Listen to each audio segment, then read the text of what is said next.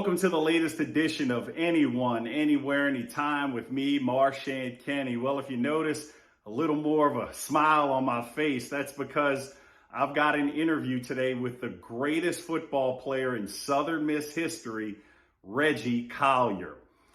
Well, not going to sugarcoat it. We had an awful loss in Jonesboro last Saturday night to what I thought was a bad Arkansas State football team, and I did not hide my feelings on Twitter. I used phrases like change was needed. I used phrases like less talk, more action, more or less. But for whatever reason, I got tied into a negativity universe out there on a fire Will Hall movement. Let me get this straight. I never said that, and that's the last thing that I feel. I believe in Will Hall. I love that man. Everybody who knows me knows my bromance is through the roof with that guy. I love his dad, the legendary high school football coach in Mississippi. So keep me out those fire Will Hall comments. But when I say phrases like change, I say phrases like let's talk, more action. Absolutely, I have every right to do that, and I believe that 100% because losing the way we did Saturday night is absolutely unacceptable. And if anybody is happy with that kind of performance, you know, I really can't have a conversation with you. So we got to get moving fast with this Southern Miss football thing, and I mean really fast. So Reggie Collier is the interview today, and I thought it a perfect time to ask everybody what their favorite Reggie Collier moments are. And we're going to get in a lot of those comments in this next segment that we call 4 and Out.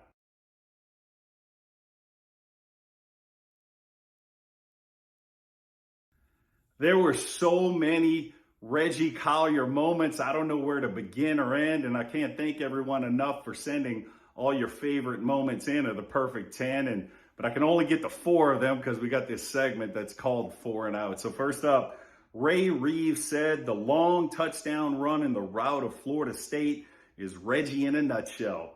It shows both his agility and his speed. If someone had never heard of him and I only had one play to show, it would be that one. Next up, George Stewart talks about an off-the-field topic. He says, I was a sports administration major and was in class with Reggie. He is very wise and very knowledgeable about the world of sports. When he spoke, everyone gave him their full attention. Next up, Chad Dickens had 2 moments.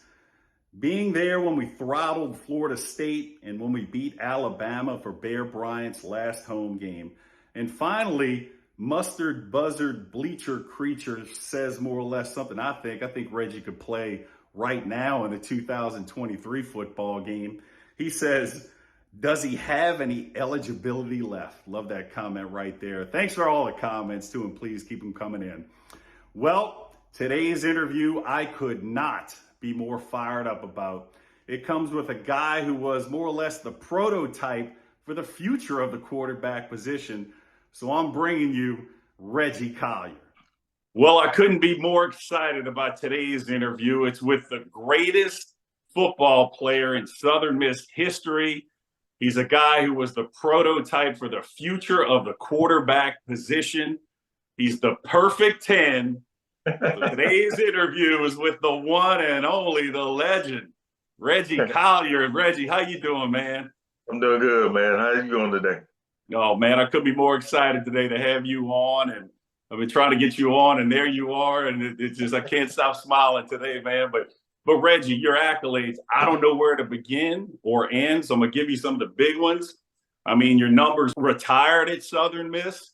You're in the Southern Miss Hall of Fame. You're in the Mississippi Sports Hall of Fame. You're a 2-time All-American. I mean, Reggie, I could keep going on and on and on. But how's that make you feel and stuff like that?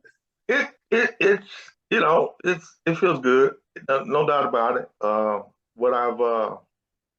First off, I want to say this. A lot of those accomplishments are great, and it's, my name is mentioned and on a lot of stuff that we do, but, football is you know as well as I know, football is a team sport, man. I mean, it really is. And you can't, I can't go any further without mentioning the guys that I play with. A lot of names no one, unless you're a true diehard Southern Miss fan, would never know. But those guys allowed me to do what I did, um, and it's somewhat frustrating sometimes that those guys don't get mentioned, um, along with me. But that's just, I guess that's just the nature of things. You get too much credit and then too much blame, especially at the quarterback position. But I just wanted to kind of say that to kind of start this thing off is that I had a lot of help, man. I had an awful lot of help, and that, and I just happened to be a part of that machine, part of that engine, that got us to where we wanted to be. Man, I love how you put that, Reggie. And one thing about you, interviews I've seen about you, you talk about your teammates first a lot, and that's you were a special football player. Let's call it what it is. But yeah, there were some great players around you as well. Oh yeah, no doubt. You had Sammy Winder, Lewis Lips, Hanford Dixon, George Tillman, Gerald Bayless, whose name is I mean, Gerald might be one of the greatest defensive players ever in Southern Miss football history. I don't mean, but uh, and Bud Brown, um, and the guys people will never know about, guys named Mike Livings, uh, Neil Alexander, those guys. I mean, they played like I said earlier, they did some of the things that no one interviews them about. No one pats them on the back. That particular block, that particular assignment. You know, it was it was it was refreshing to know when you called the play. I didn't have to worry about who was going to get that block or who was going to make an assignment, who was going to miss it. No, did it work out perfect every time? No, it didn't. But you still had that confidence in your teammates, and you know as well as I do. If you got that ultimate confidence in your teammate that he's going to do what he's supposed to do, you can just do your thing, and whatever that may be, blocking, tackling, running, throwing, catching, it doesn't matter. You're able to do your thing, and we had a group of guys um, that allowed me to do that, and coaching staff on down. Man, what a great way to put it. And Reggie, we're going to get into a lot of Southern Miss stuff soon, and we'll talk about that because that '81 football team, I'll go on record as the greatest football team in Southern Miss history. I'm not too proud to say that either, man. So, but Reggie, all this stuff with you had to start somewhere, and that's down in Biloxi, Mississippi, where your dad was a great athlete, man, and you just had some great DNA, man. Talk about growing up in Biloxi before we I get to did. Darwinville. I did. I did. I actually grew up in Biloxi. My parents separated when I was 6 or 7 years old. So I went to live with my grandfather, who was a Pentecostal bishop. And Rev, as we call him, my brother and I, Tommy, he was uh, a stickler, when it came to the Bible and what his beliefs were, uh, because basically he was like, if it's not in the Bible, we don't do it. You worked, you went to school on Sundays, you went to church. We spent, Tommy and I, my brother Tommy and I, we may have spent 6 days out, 5 days out of the week in church.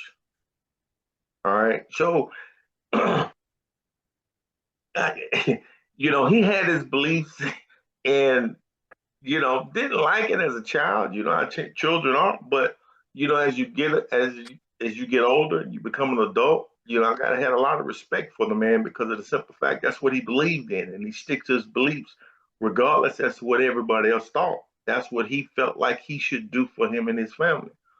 So as I got older, uh, as most kids growing up, you playing in the yard, just enough. But he would not allow us to play organized sports, whether it be basketball, football, baseball, like the rest of the kids in the neighborhood. Uh, So that was kind of frustrating as a kid, not being able to go out and play on the junior high football team, basketball team, because we would sneak out to go play and join the team.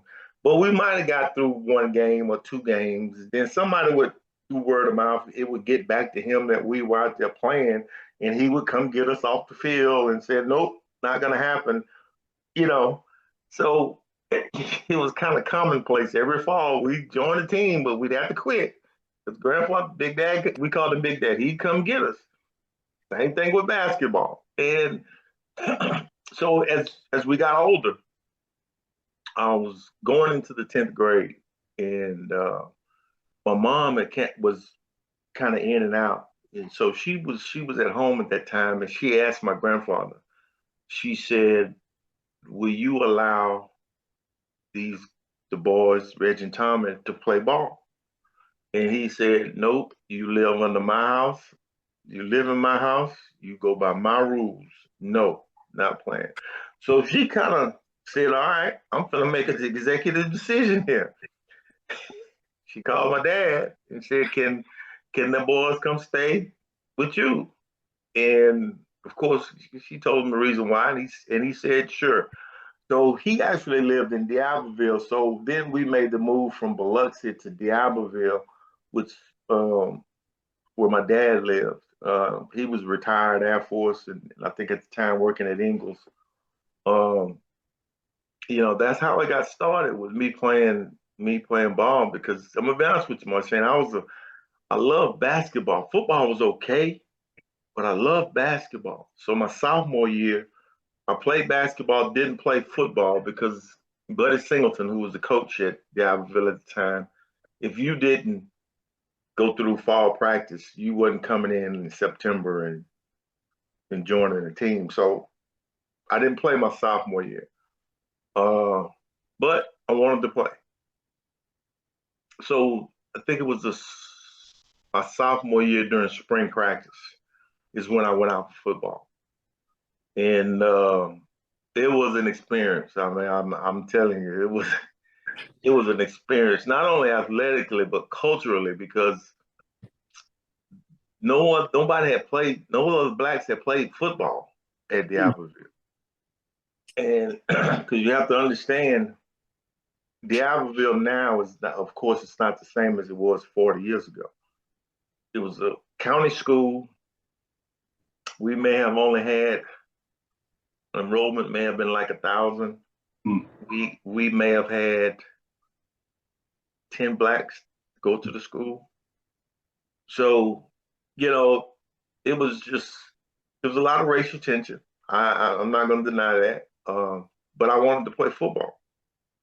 So with that being said, I went out for football, and Coach Singleton, who I have all the respect in the world for. I mean, the man knows football, but he knows people, and he knew when to kick you in the butt and when to pat you on the butt, kick you in the butt or pat you on the butt too. He knew when to do it.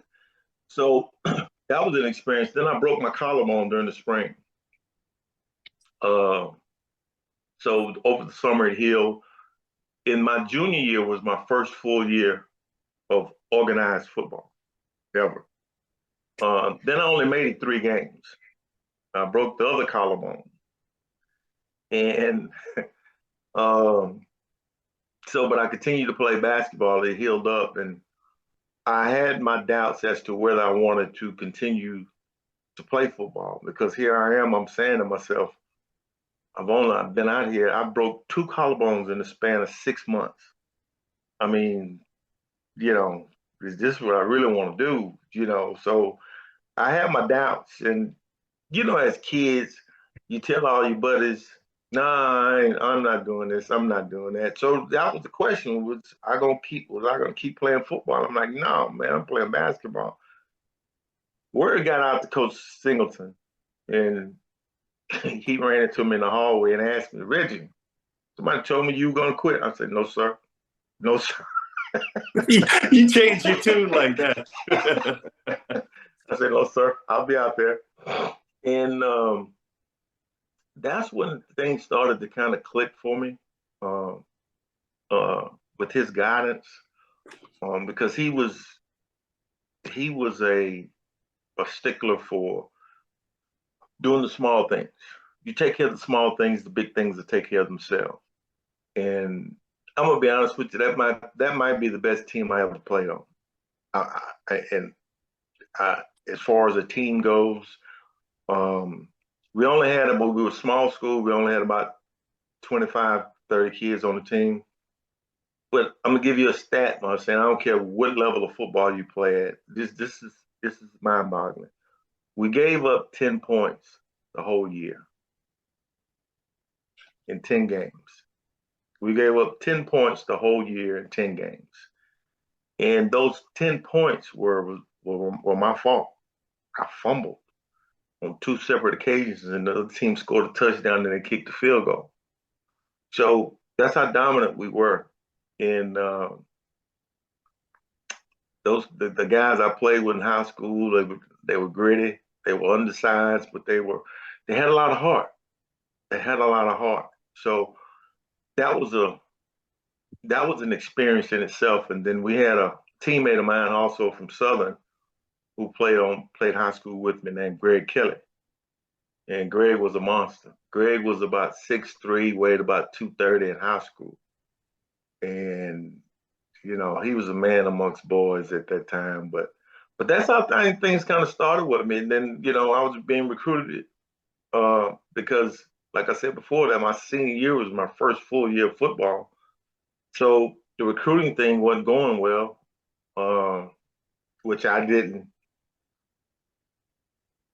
It didn't really matter to me one way or the other. But hell, I just started playing football, so it was just okay. All right, whatever. Tulane recruited me, Alcorn recruited me, Jackson State recruited me, Southern Miss recruited me, Delta State, and then because Delta State was the first school, and they were like, "We'll let you play basketball too." I'm like, "Okay, well, how far is Delta State?" Well, it's up there, and wherever I think it's in Cleveland. Oh, like, oh, hell no, I ain't going way up there. Uh, but it clicked with Whitey Jordan when he was recruiting me. Uh, it was just I don't know what it is, baby. Have you ever met Whitey? It's been a hot minute, so but I know the Well, vibe. I definitely know the well, when vibe you because did, when you I've heard stories from Coach Bauer enough. if you meet him, what you saw is what you got, and you know how that recruiting thing goes. They're blowing smoke up your ass, and they're telling you this, they're telling you that. I'm like, okay, yeah, whatever. So he was telling me, hey, Reggie, you one of the best high school recruits I'm seeing. I'm like, man, please, I don't want to hear all that. If that's the case, why ain't nobody else knocking on my damn door? So, but I felt comfortable coming to Southern Miss because I saw, what they had. I liked the way things were. Southern Miss was only 60 miles away. I felt I had an opportunity to play uh, quite early. So, I made that choice. It really was between Tulane and Southern Miss. And I knew if I went to Tulane, they had a quarterback in Tulane named Rock Hunters. And he would have been a senior when I was a freshman. So I knew that wasn't happening. Then they had a guy behind him named Nicky. I think his name was Nicky Hall. Nicky was about 6'6", weighed about 220, and had a rocket for an arm. So I'm like, well, when Rock Hunters leaves, I had to wait behind Nicky. That ain't gonna work. So that had a lot to do with my decision in coming into Southern Miss. You know, once I made that decision, I wasn't wavering from it. Thank goodness you made that decision. And we're going to get into your career at Southern Miss. But man, Coach Bauer was an assistant early on in your career at Southern Miss. And he told me a great story. Whitey Jordan had a talk with him because you made a play where it wasn't within kind of the design of the play, but you took off 50, 60 yards for a touchdown. And Bauer's kind of griping about it. And Coach Jordan says, Jeff, don't overcoach that man. Just like, all right. But I love it. But I'm gonna give you some more background to that because in practice, Jeff was a stickler for the details. All right, if your foot wasn't supposed to be a certain way, you know, and the three words it was "God damn it, Collier," and I'm trying. it was "God damn it, Collier," and I'm like, "What?" He's like, "Attack the inside shoulder." This was the funny part. When we ran the option, he was like, "Attack the inside shoulder of the defensive end to make him commit to you or the pitch man." But the defensive ends were taught to sink. All right. So it was hard to get to the. You sunk too much. I just ran around you. And I mean, he stayed on my ass. I mean, then all of a sudden, Munchkin, I'm gonna be honest with you, it was like a switch. It just stopped. He just stopped. And I couldn't figure out what the hell happened. And I'm like, I ain't finna ask him. He stopped fussing at me. I'm gonna keep on doing it. But it was funny because I remember that like it was yesterday. Jeff was on my ass every snap. Did you look at your feet work? Damn it, Kaya. Then all of a sudden it just stopped. And I'm like, okay, all Well, right. Reggie, when you run a 4.4 and your stride is still the most incredible stride I've seen on a football field, it's like every step you're taking 5 yards. You flick of a wrist, you throw the ball 50 yards. Yeah, it's time to stop over coaching this guy a little bit. But hey, Reggie, let's get into that first year though. You're there. This Yeah. story is incredible when you're at Southern Miss. So you get there, start your career, you're a backup. First game's at Florida State, and kind of a unique thing I saw you talk about. That first game was the first time you've been on a plane too, man. So Yeah. what was your vibe heading out to Tallahassee for that game? Oh man, that Florida State experience was one I would never forget. First of all, like I said before, just the fact of I knew about Florida State, and what people have to realize too now, media is not like it is. Media back then was like noon and midnight, like it is today. There was no cable, so I was familiar with Florida State because we got the, the TV station. I'll never forget it. WEAR out of Pensacola would show the Bobby Bowden show. So you know about Florida State, and you have to realize here I am coming from D'Iberville, where we may have 2,000 people in the stands. All right, the biggest human being I've ever seen before I got to Southern Miss was Greg Kelly, and I always thought he was a monster. So then when I get to Southern Miss, all these huge dudes, JJ Stewart, I'm like, goodness gracious, I ain't never seen this many huge individuals in my life.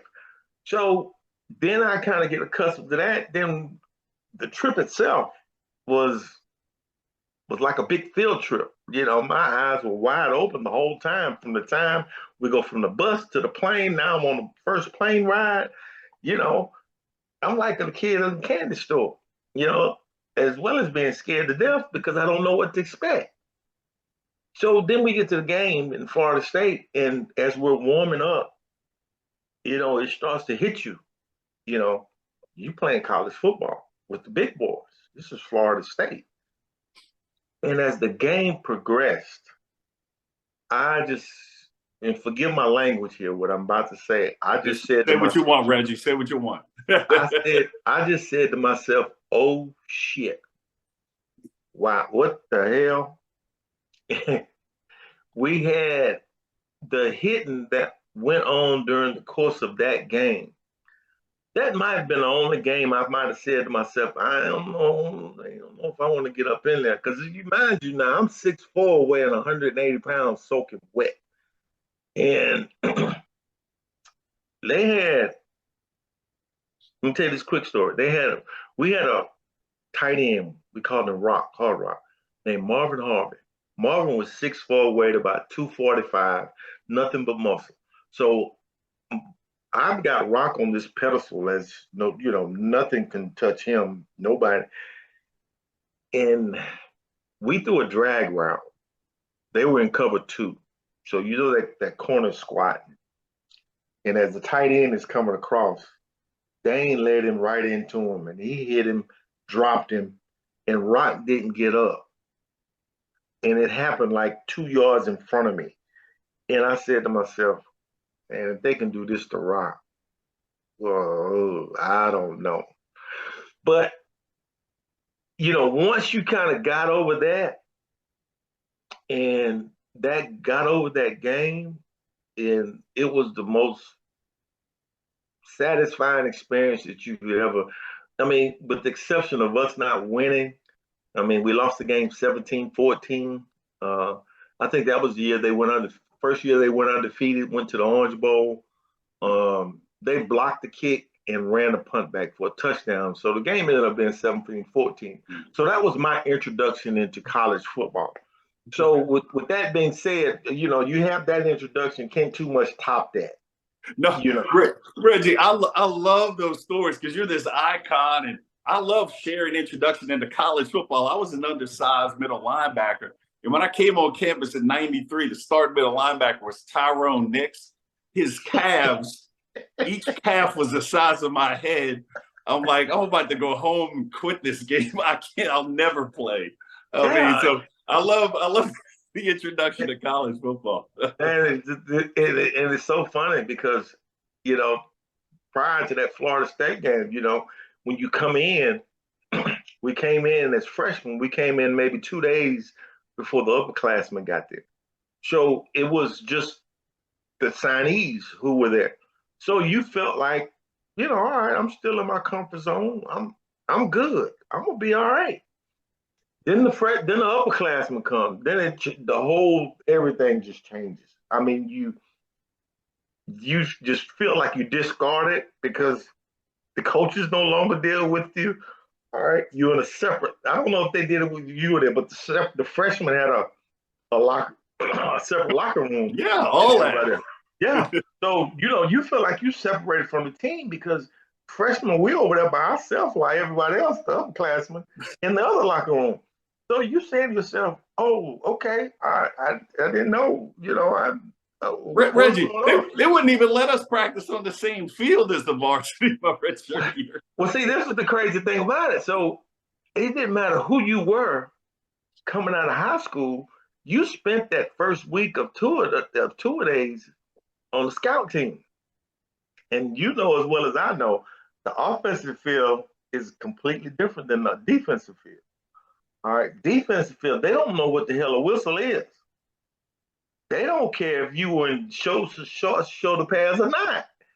They were hitting, and you look over there on the offensive side. Okay, they running walkthroughs and all. Oh no, not on the defensive end. You going full speed every day. And I said to myself, I got to do something to get off of this damn scout team because this is not gonna make it. Because if I had still a scout team, I might as well go home because that scout team was brutal. Oh, I'll vouch for that too, right? But Reggie, what all that did to you was build this character and toughness and Southern Miss grit we always talk about. And what's awesome is early on in your career, I think it was the last game of the season against Arkansas State in '79, you get in early. And really, at that point, there's no turning back. It's like this guy is the future of the quarterback position. How'd you feel after that last game, man, in your freshman Well, year, knowing, all right, I'm about to be the guy? well, it kind of built up to that because maybe a couple of games before the Arkansas State game, I was starting to get some playing time late in the game, and I could feel that that okay, all right, I'm finna get a shot. And I kind of always told myself, just kind of promises you make to yourself as an athlete, certain goals that you want to accomplish while you're doing what you're doing. And I kind of said to myself at that point, when I get on the field, I'm not gonna do. I'm not coming off. I'm not gonna give you an excuse to take me off the field. So I, how they did it was genius and to a certain extent as far as coaching wise because they just didn't throw me out there. They eased me into it, and then after that Arkansas State game, that's when that confidence started to grow and build. And okay, I'm the guy to a certain extent, but I knew I had to hold on to it, and it started there. But then coming back after that year, in the beginning of my sophomore year, it was a kind of battle between myself and David Sellers, who was from Georgetown. Not Georgetown, but Lucedale. Lucedale. He went to George County. So we were battling back and forth uh, coming into my sophomore year. And I knew I couldn't take a step backwards, because if I would have knew how Coach Jordan was, Coach Collins, and um, Coach Bauer, the way they ran things. If you didn't produce, you weren't going to be out there. You know, so that sophomore year was kind of that first game of my sophomore year. Reggie, let's talk about that game too. And I want to hit on something too, because there's a theme that you started while Ole Miss and Mississippi State don't play us. That freshman year, y'all beat Ole Miss and State. Coming into your sophomore, you beat them too. But that first game against Tulane, that's on ABC. Yeah, It's the first time Southern Miss has ever been on TV in a game. It's in the dome. I mean, it looks like everything I've seen, the rafters were filled to the top with Southern Miss fans. I mean, this is a big deal, and you're the starter. I mean, come on. it was huge. It was huge. I mean, we're on ABC playing it. And it, you got all of that. And the fact that Tulane recruited me. All right, the fact that it's right down the street from Biloxi, the fact that it's first time I had ever played on turf. All right. Uh, so it's all of this stuff is going through my mind, you know, coming into the game. So needless to say, once the game started, that might have been the worst half of football I ever played. I'm gonna be honest with you. And after the first half, I kind of said to myself, I don't know. I don't know if they're gonna let me go back out there. And Coach Collins, we walking into halftime. He said, Reggie, just calm down. You're gonna be all right. Just calm down. And that's all I needed to hear. You know, I got that reassurance from Coach Collins, because um, that old saying that, the coaches are an uh, extended family, where that father figure, that's what they were to me. And to get the reassurance of you're gonna be fine, just calm down, was all I needed. And we came back in the second half, and ended up winning that game, which which started us on the roll. And I think that was the start of everything. Uh, once we beat Tulane in the fashion we beat Tulane, and the fact that we were on TV, those things were huge. So, and to be a part of that is, now you look back on it, it's pretty special. Well, Reggie, you guys got ranked in the top 20 during that season, the first time ever for Southern Miss. And one thing I love about that season for you, your first year as a starter, they talk about how quick you were, fast you were, the power, explosiveness you had. You were accurate, man. You threw for 58% completion percentage that year, man. And so let's talk about your accuracy. Well, this is the crazy thing about it. We didn't throw it much. If we threw it 15 times a game, that was a lot. You know, and so it wasn't like uh, I kind of course, I took pride in what I did and how I did it. Um, but I just did what I didn't go into a game saying I want to do this, I want to do that. It really didn't matter. I'm gonna be honest with you, Shane. It didn't matter whether I ran for 100, what I threw for. The end game was winning the game, and it didn't matter what fashion we did it in. We just wanted to win the game. Didn't matter how many touchdowns we scored, I scored individually or not, just as long as we scored the touchdown. And I think along with that frame of mind, along with everyone else surrounding us, it was that was the goal, man. But I tell you what, during that sophomore year, once we got ranked, all right, so we were playing a good level of football. Then we roll into Tuscaloosa. All right, Tuscaloosa at that time, Alabama was ranked number one in the country. So, as you know as well as I do, that's a different kind of football. That's Bear Bryant, Alabama. All right. So we're playing a good level of football here, but still there's a next level of that football. We hadn't experienced that next level yet. All right.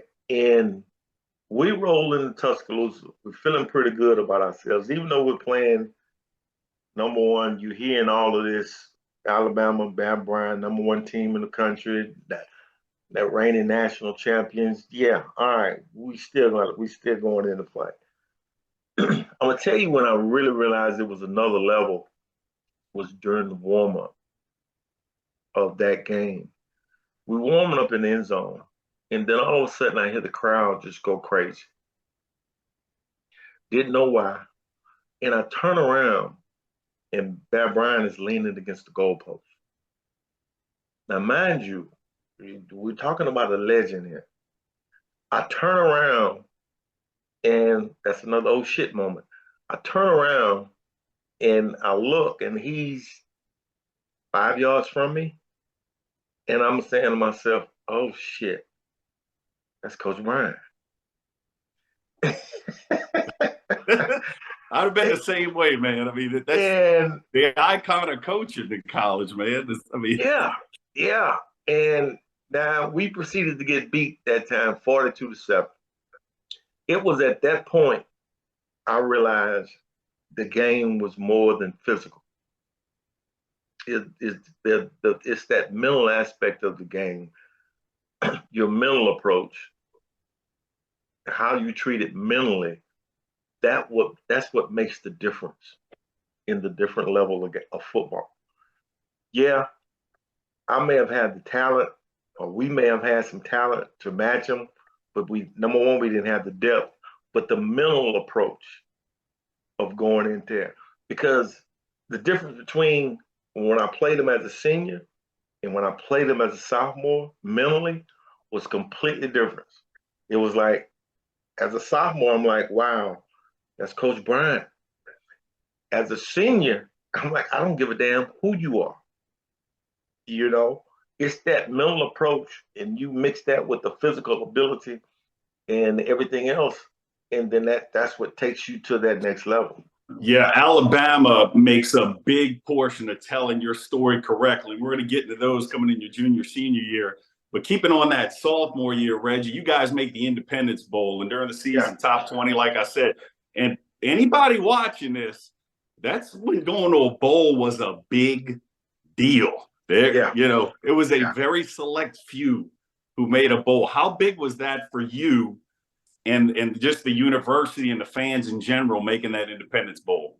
Oh, it was huge. I mean, it was huge. And like I said before, that year we accomplished a lot of firsts. First time being ranked. First time going to a bowl. First time being on TV. Uh, they only had 13 bowls back then. I mean, in comparison to what 40 something bowls now. So if you got an opportunity to go to a bowl game, you were doing something. And we played a very good McNeese State team. Uh, they had a quarterback also. I'll never forget him. His name is Stephen Starr. Uh, he scared me to death. And they had a lot of guys from New Orleans may know this guy, Buford Jordan. Oh yeah, Buford Jordan wound up being a great player for the Breakers, man. I remember Buford Jordan. Buford played for. Then he went on and played with the. Was it New England? Yeah, I he think. had an NFL run too. So I'm Yeah. yeah, big Buf. I mean, he hit me one time, man. I thought I didn't have been hit that hard in my life. So we ended up beating McNeese State in the Independence Bowl, which was great, and personally it was great for me because that was the first time my mom ever got a chance to see me play. Because my mom was living in Houston at the time, so she never saw me during high school, that sophomore year, freshman year of football, and somehow they got her to Houston. So I actually got a chance to meet for her to see me play for the first time was that Independence Bowl game. So Oh, that was good. First time you go to a bowl and you end up winning. That was just icing on the cake for that year. Reggie, and I love stories I've seen with you. How you talk about your mom, Miss Brenda, and she had this distinguished voice. And you always said like you could it could be a room full of people and like that's my mom. Like what? She had this kind of this voice. I've heard you say this so many times. Yeah, yeah. When she started hollering and screaming, it was distinctive. Now it was like, and I know you've heard and seen people who are like that. She was one of them. I didn't even have to turn around. I'm like, man, there go mama. You know, I really didn't have to look around and see. I said, there she is. I love you light up when you talk about your mom as Brenda, man. I love those stories, but man, what a year. And we're just beginning, Reggie. I mean, I can sit here and talk all day to you. I know I got to keep things in time frames best I can, but like I said to start this show, we're getting into your junior year, this 81 season. I'm going on record, people. This is the greatest Southern Miss football team of all time. And when we get into the details, you'll see why. And did you know getting into this year just how good you guys were going to be? Uh, to a certain extent, yes, but it started. It was like a snowball at the top of a mountain.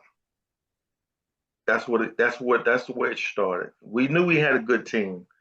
We knew we had the nucleus from what happened during my sophomore year. What I didn't realize is what a difference a year made in playing. During my sophomore year, I was seeing things really for the first time.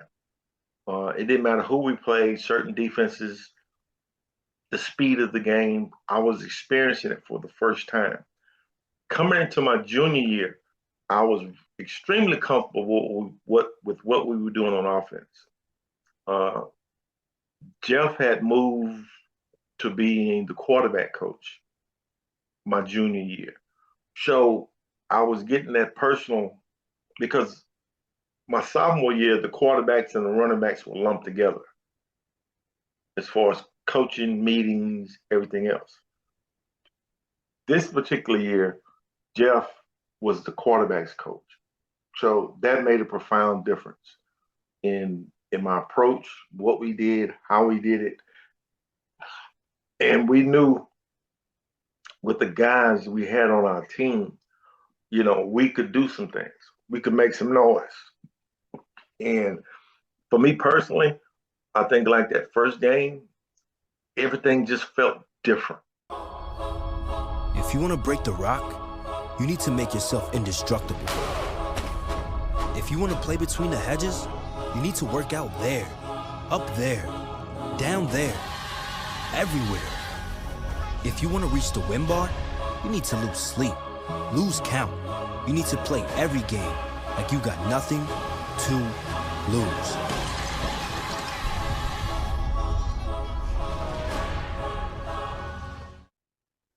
It just felt different. As I just and I was comfortable. I was comfortable being out there doing what we were doing. I was comfortable, which allowed me to it just kind of took off for me personally and us as a team for some of the things that we did that year. Ooh, and let's get into some of those too. And the weapons that you had, man, the trio, you, Sammy Winder, and Lewis Lips. I mean, come on, man. The Yeah, weapons. Ooh, yeah, y'all were good. But let's get into Bama. This is where your story really starts kicking in, man. This is when Alabama was not losing tying games at home. You guys go to Alabama and yeah, tie them 13-13. I mean, that is a big deal. And that's what I consider one of the signature moments in Southern Miss football history, which y'all did tie. There's more to come next year, but that tie was yeah. big. They It were top was. 10. It was because, like I said before, the approach that we took coming into that game, contrary to what we did the year before, was completely different. Because I used to stress to them, guys, they put their pants on just like we do. We can do this. We can do this. All we need to do, dog, is stick to the plan. We're gonna be all right. Once that game started, because we played them in Birmingham, And at that time, that's when Alabama played some of the bigger games. They played them in Birmingham and not Tuscaloosa. So, with that being said, me personally, I was embarrassed after that game in Tuscaloosa. So me personally, I was saying to myself, we got to redeem ourselves from what happened last year. Uh, and the guys responded. I mean, they did. I mean, the defense, that may have been the best offensive weapon we had. And Marcin, I think you know what I'm talking about. Reggie, Average I person, know my history, and I'll back you up on this. That not nasty bunch defense in '81 led the nation with only giving up 8 points a game. I mean, exactly, you, exactly. Sammy, and Lewis in that defense. Come on, You see, come on. that they are one of the biggest weapons an offense can have because they would allow you to do things that you normally would think about not doing. All right. They would allow you to take chances that you normally wouldn't take because it would be a detriment to you. But those guys, I mean, whenever we made a mistake, they backed us up on it. Whatever that mistake may have been, they would back us up on it. And we knew if we scored 14 points, we were going to win, point blank. And it didn't matter who we played. And that's the mindset we had at that time. We don't care because we were seasoned enough. Because, like I said earlier, my freshman class, we had a lot of guys playing, but on top of my freshman class, they had redshirted just about everybody in that class. So we had a full class of guys who had some playing experience and had some talent. And but again, my name is thrown around there a lot about what we did and when we did it, but that defense that we had, oh my goodness, it was the start of it all. When you talk Well, about being nasty and everything, those guys were something else. I mean, it yeah. was not. I can't remember one time where those guys, you just come to the sideline and say, "Oh shit, they finna score." No, no, and it didn't matter who we played. But that particular game, I mean, they did what they did, and we were able to make some big plays, timely plays, and and for us to come out of that game with a tie, I mean, that was almost unheard of. Yeah. And we'll get into the next season what happened for sure. But I want to continue with this '81 season because what you guys did is phenomenal. People are starting to watch too. So you're playing Mississippi State and Jackson, and kind of the vouch what you said, the nasty bunch defense was nasty. You guys beat Mississippi State in front of 64K up in Jackson, Yeah, 7-6. yeah. I mean, huge crowd. People are the best team in the state of Mississippi resides in Hattiesburg, without a doubt, during that time. Oh no, I tell you what, this was the crazy thing about it because both teams were ranked at that time. Both teams were ranked. They were Us number and 14. You're right. Yep, they were number yeah, 14. and Mississippi State had a phenomenal defense also. They had Johnny Cooks, middle linebacker, number two pick in the next upcoming draft. You had Glenn Collins, who was the number one pick, defensive tackle. Glenn was about 6'7", weighed about 300 pounds. And we knew it was going to be that type of game because of those guys. And we knew sometimes you don't realize the magnitude of the game until it actually happens.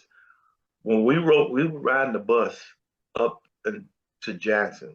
When we got to Flowood, I think it was Flowood, the traffic was backed up. Everybody's on the bus saying, "Well, I guess it must have been an accident." It was everybody trying to get to the game. That's how backed up it was. Flowwood, So in Flowwood, Reggie. yeah, yeah. So when we get to the game, when we come out for warm ups, normally it's not full. We come out to warm up, the damn stadium is full. I'm saying to myself, okay, all right, here we go. It's time to put on the show. And needless to say, it was each one of us hitting each other in the mouth the the whole time, and we couldn't do too much because of basically what they had defensively. They were a great defensive football team, but our defense was even better. So we weren't able to. I'm gonna tell you how we scored that 7 points. Rob Fessmeyer played safety for Mississippi State. He was returning punts because Glenn Young, who was leading the country in punt returns, had gotten hurt. So Rob Fessmeyer fumbled a punt like on the 4 yard line. And it took us 4 plays to go 4 yards, score a touchdown. So, and they kicked 2 field goals, but it was a constant. It was a fight in the phone booth, man. I mean, there was nowhere to run, nowhere to hide. Last man standing. I mean, but that was one of the most iconic games I ever been a part of, and not only in my career, but I thought it was probably one of the best football games ever be played in the state of Mississippi. 100%. I've seen so many pictures about it, and Reggie, it kind of gets into a theme that's by the time you're done with your career, they stop playing this old Mississippi State because they didn't want none anymore. So But we'll get on that even more because you definitely beat them enough. But Reggie, maybe you didn't score a lot of points that game. So I want to tee up a game that to this day might be the most impressive win as far as just impressive what you did in Southern Miss history. So you guys go to Florida State. They're top 20. The game's on ABC. This is a Florida State team that season that had beaten Ohio State, Notre Dame, and LSU. This is a good Florida State team. So I'm going to just tee it up real quick for you, Reggie. You can take the rest. You guys are up 51-0 in the third quarter. Yeah. Rich. Yeah. I mean, we scored. Come on, man. I'm gonna take you back. Everything kind of goes with what happens pregame. We are in pregame and we're warming up, and I'm standing next to Ricky Floyd. It was a beautiful day. Standing next to Ricky Floyd, and Ricky says, "Man, I feel like running today." I said, "You know what? Me too." And we just kind of took it from there. We had that vibe. We had that swag where we were like, we're going to beat the brakes off of you. Ain't a damn thing you can do about it. Here we go. Catch us. If you can catch us, that's fine. And we scored on the first 7 times we got the ball, we scored a touchdown. So the defense was doing their thing. The offense was I mean, we were efficient. Efficient. I mean, when it comes to the reads, the blocks, I mean, what needed to be made, that was one of those games. And when you pull up the film, you pull it up over summer, if you had a camp, you would run that film. That's what if you wanted the offense to run like it was supposed to, that's the way it was supposed to run. And it was, that's one of those games, my shame, when you you hitting somebody in the mouth. Like, I tell you what, the Mississippi State game was more like work. That Florida State game was a whole lot of fun.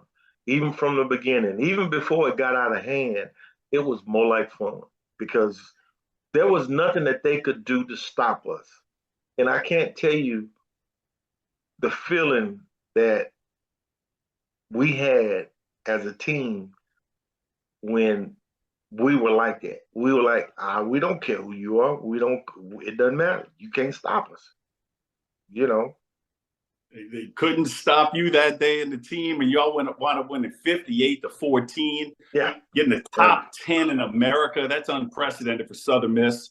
Yeah. And just literally setting up a season for the ages, wins for the ages. Yeah. And tie with Bama for the ages. But y'all get to the Tangerine Bowl that year, man. And like you said, I mean, people don't understand how big a deal a bowl game was, back then. Whether you win or lose, being a part of it was a big deal. It was huge. And, we get to the Tangerine Bowl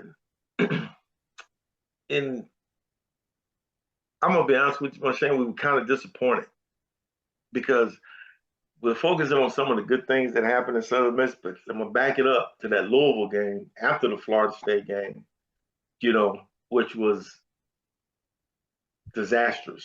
I mean, everything could go just like the Florida State game when everything could go right, it did. Louisville was just the opposite. I mean, freezing cold. All of a sudden, ice is on the field, and you're trying to figure out how to do this. In Louisville, they're trying to play the giant killer. They're trying to knock us off, and they played well. I give them credit for that. And we didn't play up the park. And I'm gonna be honest with you, we had our sights on not losing not one single game because we felt like we had a team that could accomplish that. So as good as 9-1-1 sounds, it was disappointing. It really was because of what we had and who we had and what we were capable of doing. So maybe disappointing to be at the Citrus Bowl is not a very good. That's that's not that's not true. We just wanted more. You know, we wanted more, but under the system, the way the system was set up with the bowl games, uh, kind of similar to where it is now. They were tied to the conference, the bigger bowls. Because me, people were looking at me crazy. I'm like, I would love to play in the Sugar Bowl. You know, I would love to get to the point of playing the Sugar Bowl. How can we get? But it was no way possible because of the conference alignments between the Big Ten and SEC, and like the Rose Bowl was always the Big Ten and the Pac-12. Um, Cotton Bowl was the Southwest Conference against another SEC or whatever. So it, with it only being 13 bowls, I mean, I just named five of them right there where it didn't matter what you did, you wasn't getting in them. I mean, so playing in the Tangerine Bowl was great. It was a hell of an experience. But yet, for some strange reason, Shane, we could not function in cold weather. Well, I don't either, man. I'm a Southern guy. It gets below about 50, I'm done. I need Yeah, I need a yeah. warm blanket, Reggie. And the two games we lost that year were like freezing 32 degrees. I mean, But Reggie, let's not take away anything from that season. What you did, I mean, the first NCAA football player in major college football to throw for over 1,000 yards, to rush for over 1,000 yards. You're top 10 in the Heisman voting. I mean, that's unprecedented. Just doing things not heard of. But unfortunately, with that success, some things do happen. Legendary head football coach Bobby Collins winds up leaving. How was that for you? Because I know you all had a great relationship. I mean, we had one of the, I just happened to be a part of one of the greatest seasons of football, USM football history. We got 20 starters returning. 20. Only people that left that team is Sammy and Danny Jackson. Everybody else is returning. So we just feel like, okay, this is just the beginning. And then all of a sudden you get hit with a sledgehammer that Coach Collins and virtually the whole staff leaves to go to SMU. So here you go. You're like, oh, okay, what we got going on? So everything is coming in. Everybody's new. Coach Carmody is named the head coach, and I was familiar with Coach Carmody to a certain extent because he was the defensive coordinator my first 2 years. But anybody who knows Coach Carmody knows Coach Carmody and Coach Collins are completely different. They're like noon and midnight. I mean, Big nasty, Coach Carmody, yeah, big nasty. yeah. I mean, Coach Collins can pull you to the side and say, "Hey, how's things going? How you doing? You've been doing all right. Your mama doing all right. Your grandparents." You have that conversation. You didn't have those kind of conversations with Coach Carmody. No, the only time you had a real conversation with Coach Carmody is when you screwed something up. So, and then And needless to say, the language that was used was somewhat unbecoming, but it is what it is. So you had a new head coach, new offense coordinator, Coach Daniels, Keith Daniels coming in. Everything is different, and we got a monster schedule coming up. I think it was my senior year. I think we opened up. Reggie, can I read this list of teams y'all are playing? Because you Yeah, talk about anyone, anywhere, anytime. At Ole Miss, at Auburn, Florida State, Mississippi State, Jacksonville, and at Alabama. yeah. Reggie. Woo. And those three were at the beginning of the season when we were still trying to figure things out offensively because Coach Daniels came in. Now we weren't using the same offense. So Coach Daniels comes in with his new offense, which was, if anybody who knows who plays football, it just doesn't just all of a sudden click and it's happening. It doesn't happen, especially in game time situations. So we struggled early. And then once we got it figured out, with Coach Daniels, and I give Coach Daniels, he's passed away now, but I love Coach Daniels. He was the one that kind of came to me and said, "Well, we need to do something different. What do you think, Reggie?" And I told him, I said, "Coach, we need to go back to reading the veer option like we were doing before." I said, because we're actually taking away some of our ability to do things by not reading it. And he said, "All right, we'll implement it," along with some of the things he did. Doing the And double read versus y'all were doing the single read with Carmody, yeah, switching it back to a double yeah, read, right? Yep. yeah, it was virtually just an option instead of with Coach Collins, it was really a triple option. Boom, the pullback, boom, and here. They took away that middle option, which was everything because it allowed you, for those who know football, when you got that middle option, it makes that middle linebacker sit there for a minute. And the way we ran our offense, all we needed is somebody to be out of step, one step. If you were out of step for one step, we were gone. I was gone. You ain't catching me. I'm running. I'm gone. Sammy was gone. And then we had a guy named Sam DeJarnette who transferred from Auburn, um, who was a hell of a back. I mean, a hell of a back. I mean, Sam ran for 315 yards against Florida State. I mean, it was just one of those iconic games you just sit back and watch and say, wow. Like, even though we lost that game, I mean, he had a hell of a game, but we started out rough, but we figured it out. And then once we figured it out, we were back to that offense that was rolling during my junior year.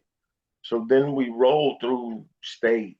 We were rolling, and then we come up against Alabama again. Ooh. Reggie, with your permission, can I set the stage for that game?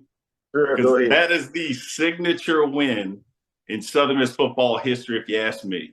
First up, Bear Bryant, his last season at Alabama. They hadn't lost a home game in 19 years, a 57 home game winning streak. Yeah. I'll let you take over from there, Reggie, but Yeah. how do you argue that's not the signature win in Southern Miss Oh, football history? oh, it is. Oh, it is. I mean,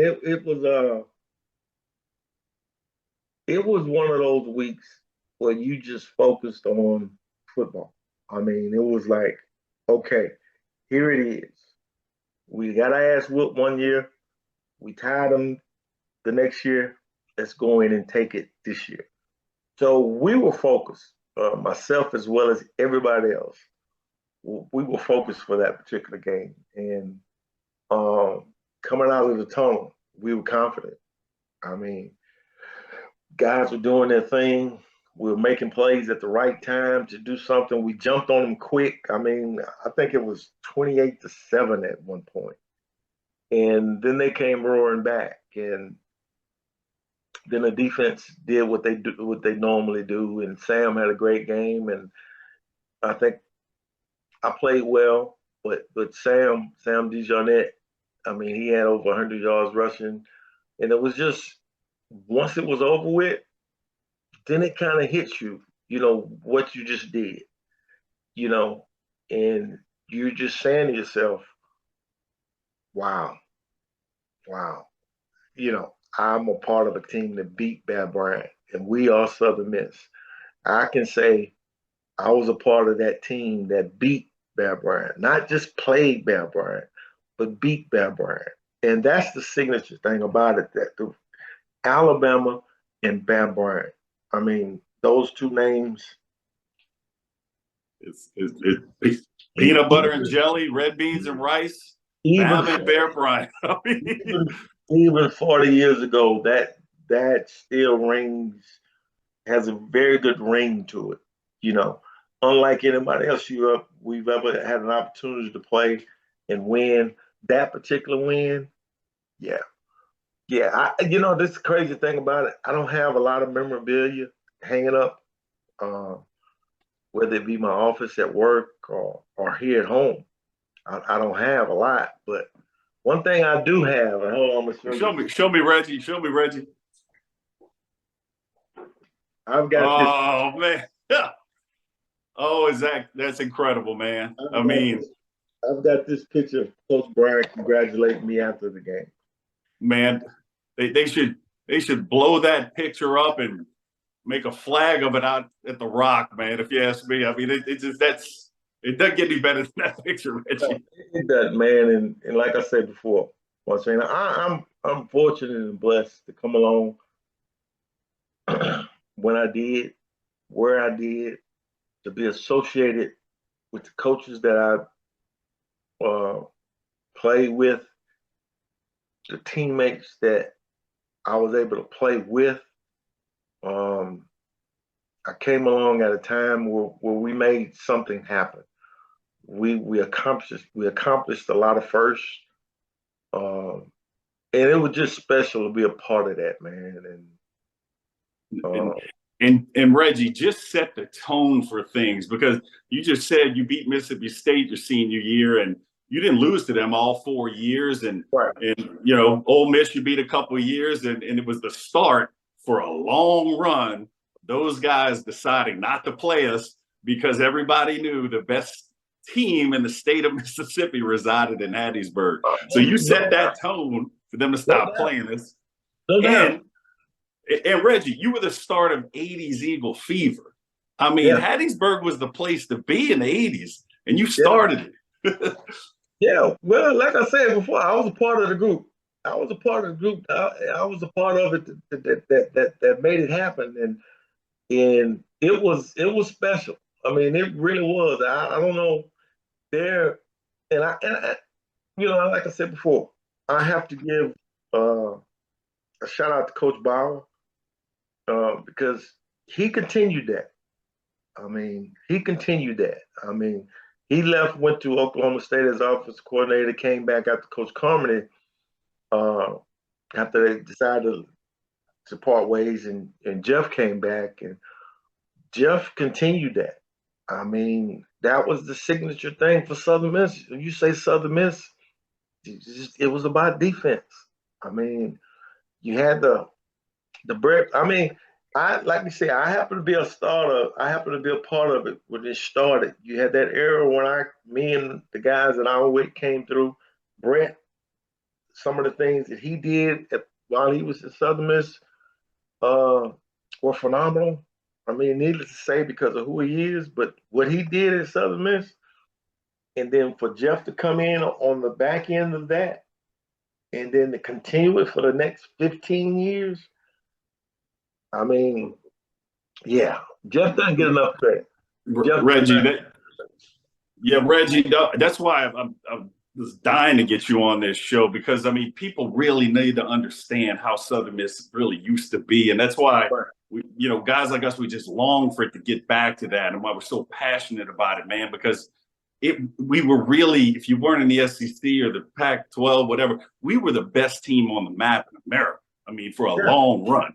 I mean, literally. But Southern Miss, we weren't scared to play anybody. It didn't matter where you wanted to play, we would do it.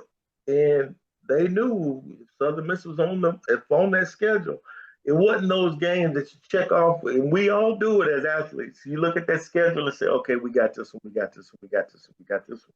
Southern Miss was not one of those teams that you said, okay, we got this one. You knew, all right? you're gonna have to buckle it up. You know, and if you didn't buckle it up, you might lose a couple of teeth. And so, Hey, Patrick Surtain in 1997 at the Rock against Houston, lose some teeth, yeah, literally.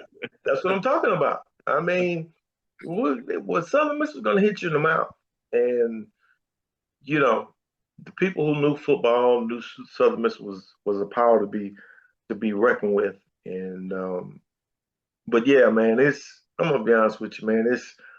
It's uh it's fulfilling to be a part of that. You know, even to this day, you know, I got grandkids now, and they play high school football, and I used to take them to the games, and they had no clue who I was, and people would speak to me and be like, "Well, who is that?" I'm like, I don't really know. Well, they speaking to you like they know you, and I'm like, but this is the thing. It's been 40 years, my Shane. It's been 40 years, and still people remember that. So, you know, time tells all. So it's you know, for people to still recognize what we did, and what we accomplished, you know, back then is just kind of lets you know, um, because it wasn't a fad. It wasn't just a little okay one time wonder. You know, it was it was 35 years of smash mouth football, and the landscape has changed so much. Uh, so you know, and I know I heard you made the comment about us getting back to where we were. I don't think we'll ever get back that way. I really don't. The landscape has changed with more teams popping up, and people really need to grasp that the challenges. Yeah. Yeah, I mean because of those challenges, because of TV, because everything is driven by TV and TV market. Um, you know, I don't know if we will ever get back to that. I hope we do. Now, don't get me wrong. I hope we do, but it's going to be an uphill battle because it's going to be extremely difficult because everybody in a school that doesn't have a football team wants a football team because it generates so much money. I mean, you want to see, you think about it. When we first started to slide as as a university, as a team, is when we lost a lot of those players from South Alabama, from Birmingham area. When South Alabama started their football team, UAB started up, Troy. We were getting a lot of those players. We were getting a lot of those players uh, to come to Southern Miss. I mean, before UAB had a football program, a lot of those guys were coming to Southern Miss. Ones in Troy. A lot of guys from Mobile area in that peninsula of Florida who are playing at South Alabama now. They would be at Southern Miss, you know. So if you take 15 guys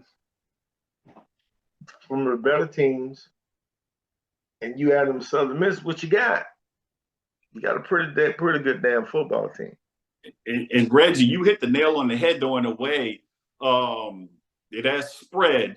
But one thing I don't want people to feel kind of hopeless of the situation. Thank goodness there are some examples of maybe there's a shot of getting back because you do have Appalachian State that's done some things, Coastal Yeah, Carolina, South Alabama had some 10-win seasons. You know, yeah. even the Cajuns had some 10-win season. But you are correct. It ain't gonna be easy, No, but it's not gonna it be can easy. happen. It can be done. It can be done, but it's an uphill battle. Yep. It's an uphill battle. And you know, like I said before, things have changed so much when it comes to money. Uh, that's that's that's the things that's driving this ship. You know, and you say what you want, but it's money.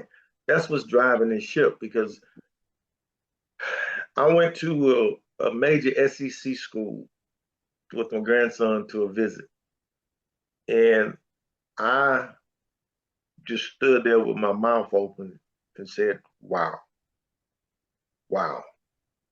I mean, and this is the crazy thing, my thing. A school like even any school in the SEC, the coach or an athletic director, is the question is, what do you want, not what you need.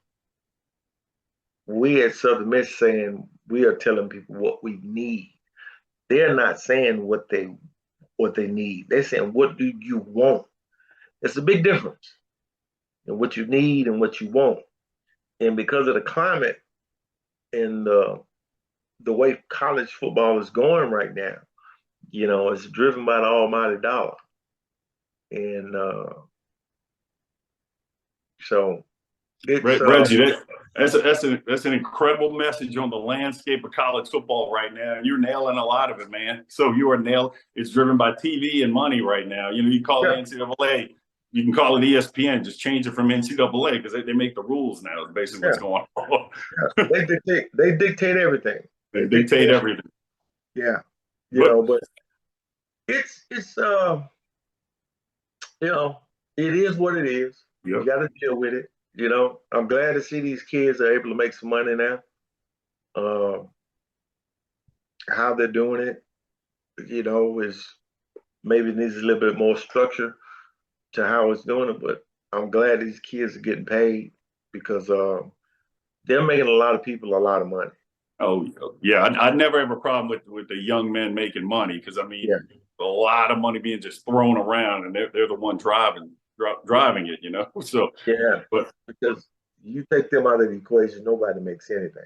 Doesn't matter. Reggie Collier's not running like he's the fastest man on planet Earth. People are coming to see it. So, and let's get back to your football days, Reggie. All right. So you done at Southern Miss, man, and the pros wanted you so bad because I love telling this portion of your story.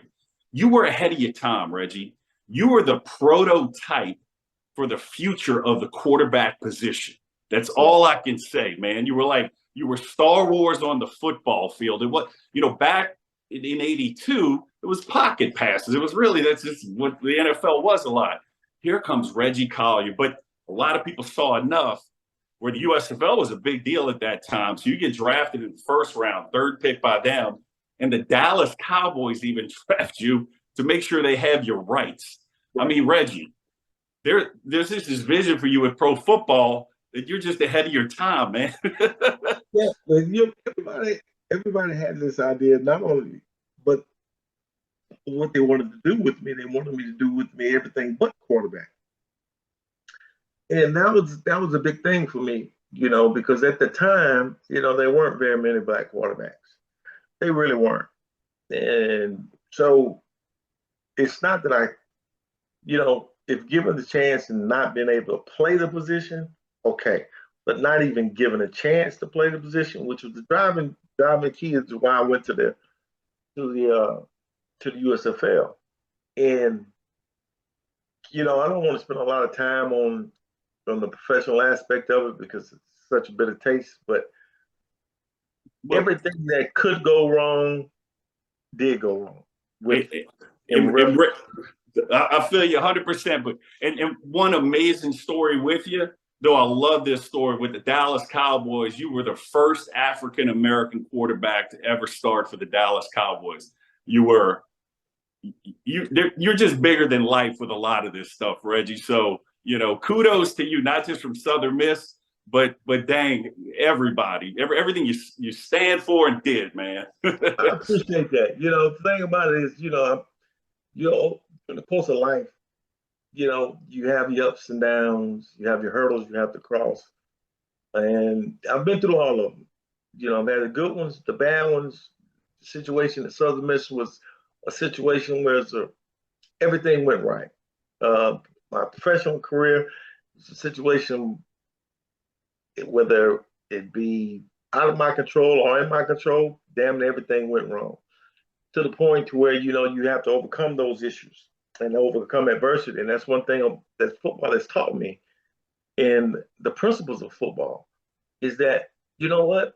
If you really break it down and get simple with it, with football, we get knocked down all the time. But what do? We get back up and say, hey, do it again. To the top, the message, to the top. That's it. So, and I've been blessed, to be back here in Hattiesburg for the past since 2003 when I came back and got my degree, worked at the university and a couple of other places. I work at First Bank now. And I'm fortunate to be back in Hattiesburg. I love being here. I love the people here. I love the program. I love the USM program. Um, Fortunate and blessed to have three grandkids who all three of them are playing ball right now. It's it's kind of come things kind of come full circle for me. From time I got here in '79 to where I am right here and right now. So yeah, I'm in Reggie, a good place, dog. they're in the place at Southern Miss that you didn't have a hand in that football stadium, that arena, things like that. It was all built, a lot of it on the foundation of Reggie Collier and everything you did, man. And we talked a little bit of Southern Miss, but I think what the fans would really like from the great Reggie Collier is a message for them for now and the future. For what can we do to build this thing back, Reggie? Come on. We just need to keep believing. Keep believing in what we're doing. Believing in what we got. Believing in because without that, I mean, if you don't believe you can do it, you won't accomplish it. You got to have faith in what you're doing. So, regardless, as a lot has been said about where the program is right now, and everybody's opinionated as what we should do and what we shouldn't do. But when the game kicks off on Saturday, do your best to be there to support them. You know, uh, I, I just need, for the average Southern Miss fan, the diehard Southern Miss fan is going to be there. But for the average Southern Miss fan is just start believing in what they're doing. It makes a huge difference when you got 15,000 compared to 25,000 watching you. So the program needs it, the university needs it, Will needs it. He's dealing with it right now, and I think he's on the verge of doing something that's commendable, for the year. So is it the same as we did it? Nope. Will it ever be? But nope. But am I different? Nope. Hell, I weigh 250 pounds now. So Yeah, Reggie, you look like you could. I wouldn't want to take you on it. I don't know if I want to take you on anymore, man. yeah, man, I'll take you on a golf course, but I ain't doing nothing. Oh, I hear about your golf game. It's legendary, man. Coach Bauer lets me know about that, man. So I play a lot of it. Don't necessarily make sure you makes you like you're good at it. But oh, hey, man, I love it. But Reggie, you have no idea how much of an honor it was to have you on my show. I mean, a guy with the nickname the Perfect 10, and it's a fact. This guy's a perfect 10. Everything he did, it stands for in life and in football and what have you. And but Reggie, I think a great way for you and me to close this show for the fans is maybe giving them a big Southern Miss to the top together. You cool with that? let's do it. Let's do it. All right, Reggie, from the Perfect 10 and myself, let's give all the Southern Miss fans a big Southern Miss To the top. to the top. That's it for another edition of Anyone, Anywhere, Anytime. And to end the show, I'm going to ask you to do something that is free and easy to do, and that's just help spread the word of the show, pretty please, with sugar on top. Until next time, as always, it's Southern Miss to the top.